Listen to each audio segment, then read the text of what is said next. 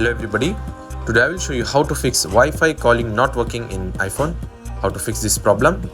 So the first fix is check Wi-Fi and cellular settings. For this, ensure Wi-Fi and cellular network are turned on, track control center, and make sure both the options are turned on.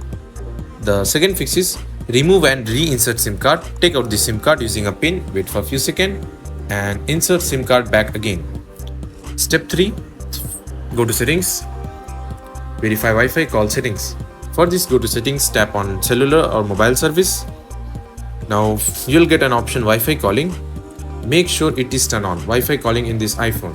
Make sure the option is turned on.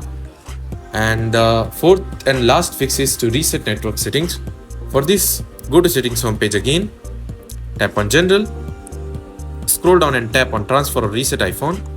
Tap on reset. Tap on reset network setting. Enter your passcode if prompted. Enter it again.